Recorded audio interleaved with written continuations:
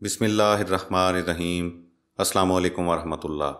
سامعین، اصحاب الاخدود کا واقعہ بہت ہی ایمان افروز، عبرت انگیز اور سبق آموز ہے۔ اصلاً تو اس واقعہ کا ذکر قرآن مجید فرقان حمید میں ہے اور سورہ البروج میں اس واقعہ کی طرف مختصر اشارہ کیا گیا ہے۔ تفصیلی واقعہ حدیث شریف میں حضور اقدس صلی اللہ علیہ وآلہ وسلم نے بیان فرمایا ہے اور احادیث کی کتابوں میں متعدد صحابہ رضی اللہ تعالیٰ عنہم سے مروی ہے۔ حضرت صہیب رضی اللہ تعالیٰ عنہ سے مروی ہے کہ حضور اقدس صلی اللہ علیہ وآلہ وسلم نے فرمایا کہ تم سے پہلے زمانے میں ایک بادشاہ تھا، اس بادشاہ کے دربار میں ایک ساحر تھا۔ وہ ساحر بوڑھا ہو گیا تو اس نے بادشاہ سے کہا کہ میں اب بوڑھا ہو گیا ہوں، اگر کوئی بچہ میرے سپرد کر دو تو میں اسے سحر کی تعلیم دے دوں گا۔ چنانچہ بادشاہ نے علم سحر سیکھنے کے لیے لڑکا ساحر کے سپرد کر دیا۔ لڑکے کے راستے میں ایک راہب تھا، لڑکا اس کے پاس بیٹھ گیا اور اس کی باتیں سنی جو اسے اچھی لگیں۔ اب یہ ہوتا کہ جب وہ ساحر کے پاس آتا تو پہلے راہب کے پاس بیٹھتا اور جب ساحر کے پاس دیر سے پہنچتا تو وہ اسے مارتا۔ اس نے اس بات کا راہب سے شکوہ کیا۔ راہب نے کہا کہ جب تم ساحر سے اندیشہ محسوس کرو تو کہہ دیا کرو کہ گھر والوں نے روک لیا تھا، اور جب گھر والوں سے خطرہ ہو تو کہہ دیا کرو کہ مجھے ساحر نے روک لیا تھا۔ ایک دن ایسا ہوا کہ ایک عظیم جانور لوگوں کا راستہ روک کر کھڑا ہو گیا۔ لڑکے نے کہا کہ آج معلوم ہو جائے گا کہ ساحر افضل ہے یا راہب افضل ہے۔ یہ سوچ کر اس نے ایک پتھر اٹھایا اور کہنے لگا، اے اللہ، اگر آپ کے نزدیک راہب کا معاملہ ساحر کے معاملے سے پسندیدہ ہے تو اس جانور کو مار دے تاکہ لوگ گزر سکیں۔ اور اس نے یہ کہہ کر وہ پتھر اس جانور کے مارا جس سے وہ مر گیا اور لوگوں کا راستہ کھل گیا۔ لڑکے نے راہب کو یہ واقعہ سنایا تو راہب نے کہا کہ اے میرے بیٹے، آج تجھے مجھ پر فضیلت حاصل ہو گئی ہے، اور میرے خیال میں تو ایسے مقام پر پہنچ گیا ہے جہاں تجھے آزمائشوں میں مبتلا ہونا پڑے گا۔ اگر کوئی آزمائش آئے تو میرے بارے میں کچھ نہ بتانا۔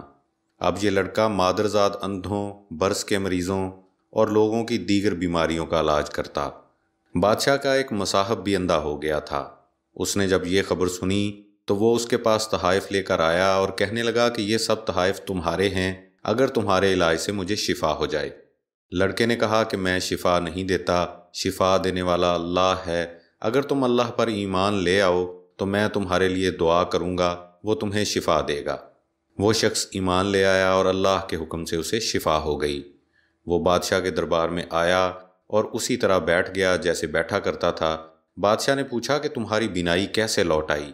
اس نے کہا کہ میرے رب کے حکم سے۔ بادشاہ نے پوچھا کہ تیرا میرے سوا بھی کوئی رب ہے؟ اس نے جواب دیا کہ میرا اور تیرا رب اللہ ہے۔ اس پر بادشاہ نے اسے گرفتار کر لیا اور اسے تعذیب دینے کا حکم صادر کر دیا، یہاں تک کہ اس نے لڑکے کے بارے میں بتا دیا۔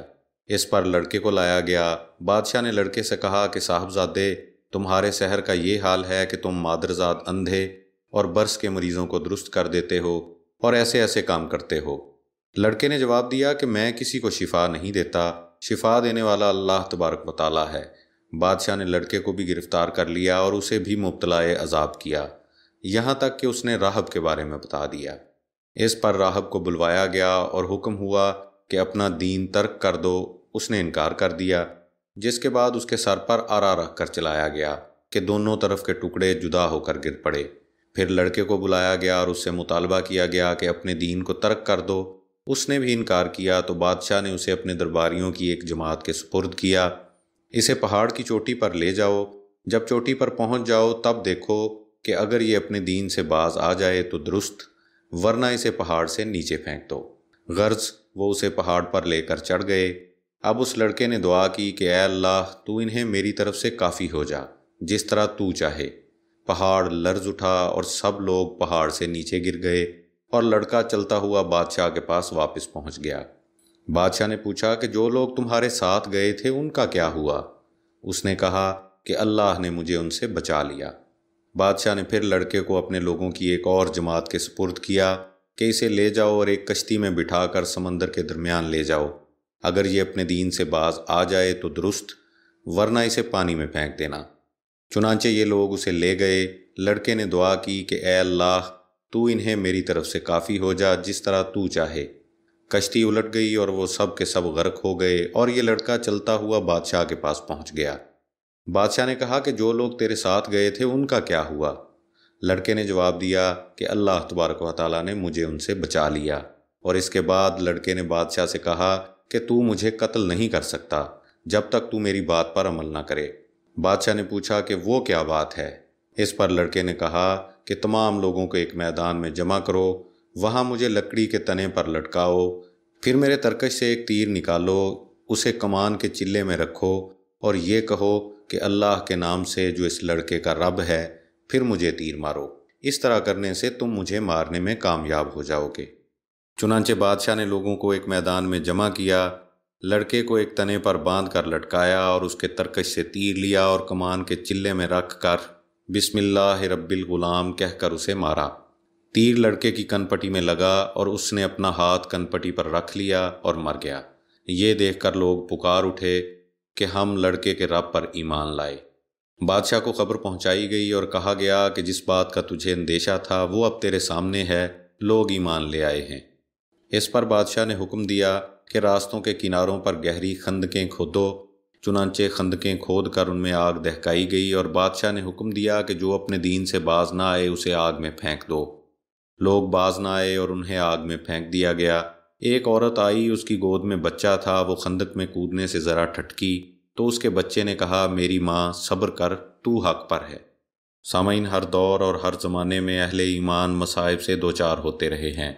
ایمان کے ساتھ آزمائش کا آنا ایک لازمی چیز ہے اور ہر دور میں اہل ایمان کو ایسی ہی صبر آزمائشوں کا سامنا کرنا پڑا ہے۔ اللہ تبارک و تعالیٰ جب کسی کو ہدایت دینا چاہے تو اس کے لیے ویسے ہی اسباب پیدا فرما دیتا ہے۔ لڑکے کو ہدایت دینا چاہا تو راہب کے پاس پہنچا دیا۔ اہل اللہ کی صحبت کبھی بھی فائدے سے خالی نہیں ہوتی اور انسان کو کبھی نہ کبھی ضرور ہدایت کی راہ پر گامزن کر دیتی ہے۔ وہ لڑکا راہب کے پاس کچھ دیر کے لیے بیٹھا کرتا تھا اور اسی تھوڑی سی صحبت نے پوری قوم کے لیے ہدایت کی راہ ہموار کر دی۔ بلا شبہ اہل اللہ کی صحبت کا یہی اثر ہوا کرتا ہے۔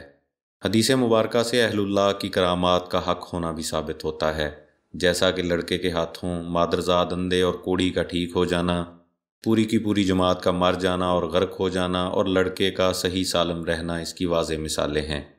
سامعین، اللہ تبارک و تعالی ہمیں اہل اللہ کی صحبت میں بیٹھنے اور راہ ہدایت پر چلنے کی توفیق عطا فرمائے۔